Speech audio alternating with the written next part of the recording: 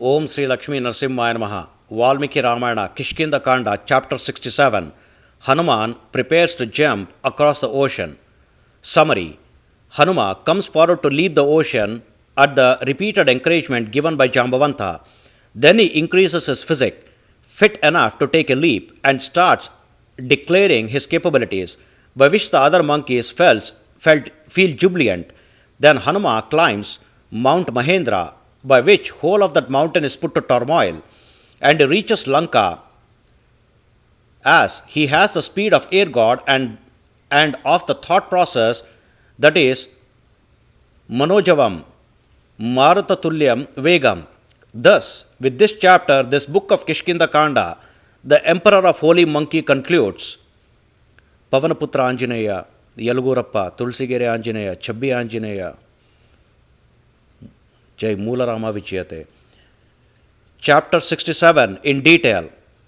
On seeing the best monkey Hanuma, who is burgeoning to cross over the 100 Yojana ocean and who is also quickly, progressively, and stupendously maximizing his body, the other monkey instantly shunning off their sadness, raved and rhapsodized over the staggeringly mighty monkey Hanuma. Those monkeys available all over there are altogether buoyant up and utterly astounded. And as with the people who have enthusiastically seen Narayana when he maximized his physique to thread the traits of the world in his Trivikrama incarnation, these monkeys too are looking at Hanuma, who is now maximizing his body. Hanuma, who is already an outmatching monkey by way of his energy, has now acquired added energy obtained through the gladness derived by the way of extolment from other monkeys, and then he impetuously lashed his tail and oversized himself. His physique, which is being reinforced with resplendence while all the monkey chiefs are speaking highly of him, has become unsurpassed in its form. Hanuma, the lineal son of air god, is now prancing about as with a lion prancing around a wide open den of a mountain, while he is inflating the face of that clever Hanuma shone forth like a red-hot frying pan and like the fumeless, white-hot ritual fire. On bestirring himself from among the monkeys and on reverencing the elderly monkeys, Hanuma said this with a spine-tingled sensation in his body. He, who is an inestimable one in his formidableness and an expeditious one in his meandering in the skies, that air god, who is a friend of fire god, will be toppling mountain tops. I am the lineal son of that high-speeded, brisk-paced, life-sustaining air god, hence I am a co-equal to him in flights. Indeed, shall I venture to go around the Mount Meru, which is standing like a broad and lofty scribe pole, scribing on the sky for thousands of times, that too unremittingly? Or shall I venture to skew down the ocean with the speed of my undulating arms, to spiral up its waters in order to completely indwet the world together with its mountains, rivers, and lakes? Shall I shove up the ocean, the abode of rain god, with the speed of my thighs and calves, in order that its underwater beings like sharks, alligators, and crocodiles will be shoved up and spilled all over? Shall I make circumambulations for thousands of times around the Lord of Birds and the viper diner Garuda, while he is on the wing in the sky? O best fly jumpers, just by my astounding and astonishing impetuosity shall I venture to start with the sun, who starts his journey of the day from Mount Sunrise, and shall I go to Mount Dusk before sun, and again shall I venture to come back even before the sun downs towards the same day's flaming sun, when he is garlanded with flaming sun rays around him in midday, that too without my touching the land. Shall I overtake all the wayfarers in sky, or shall I pass down the ocean, or pair off the earth, or shall I pulverize the mountains while fly jumping on them? Or, O fly jumper, shall I splash out the waters, great ocean, just with the speed of my thighs, while I fly over, by which all of its water will trail after my tail? Or shall I now let diver flowers of every climbing plants and tree stragglers after me when I fly by the sky? Then my flight path will become like that of star Swati and its constellation stars twinkling in the sky. O Vanaras, shall I make all beings see my northerly ascent to the sky, my movement across the vast of the sky, and my southerly descent from the sky? O fly jumper, shall I show you a prodigious me spanning the sky like a massive Mount Meru and flying with a propulsive force as though to swallow the sky. While flying, self assuredly shall I swipe at the cloudscape helter skelter, or shall I swirl the mountain topsy turvy, or shall I shear the ocean pell mell? Which forcefulness either the divine eagle Garuda or air god has, mine wise with that, and not being is tangible, who can follow up on me to overtake while I am on the wing, excepting for the king of eagles Garuda and the almighty air god. Shall I penetrate the supportless sky in a split second like an electric flash rocketing from a black cloud in a thrice?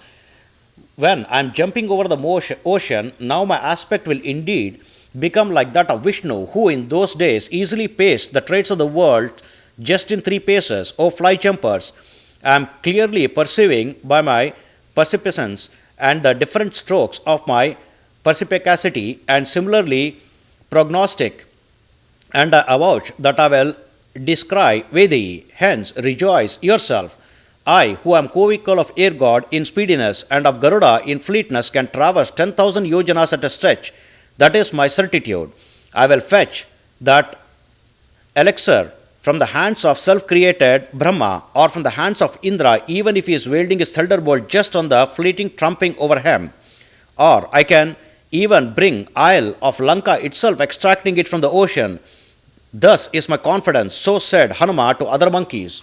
While the choicest Vanara with illimitable resplendence, namely Hanuma, is roaring out his capability in the matter of leaping ocean on enormously increasing his physique, all the other monkeys are stunned to stare overhead at his aggrandized form, and thus they are extremely gladdened on hearing the avouchment of Hanuma, which itself is an annihilator of the anguish of his kinsmen. Then the king of fly jumpers Jambavanta is very much gladdened and said, O brave one, O son of Kesari, O son of air god, O dear boy, you have wiped out the boundless bother of your kinsmen in its entirety. The monkey leaders foregathered here are enamored of your blessedness, and for the purpose of your attainment of the object, they are obsecrate and praying. You will leap over the extensive ocean with the compassion of sages, choice of elderly monkeys, and with the consideration of our oracular teachings. Each of us will stay here on one's own single foot till you arrive, as the lives of all the forest-dwelling monkeys are following you. Thus Jambavanta blessed Hanuma to initiate action. Then the tigerly monkey Hanuma said to the forest-dwelling monkeys, Even so, in this world, whatsoever he might be, either animate or inanimate being, he cannot possibly bear the brunt of my bouncing. This Mount Mahendra is beaming forth with boulders and cliffs, and the crest of these mountains are indeed tough and even towering. Diversely outspread are its trees, and diverse are its transcending oars. Thus, this mountain is shining forth. Hence, from the peak of this Mount Mahendra, I will gain speed for my kickstart. On the verge of my upstart from here for 100 yojanas, these sturdy cracks are sure to withstand the impetus of that kickstart.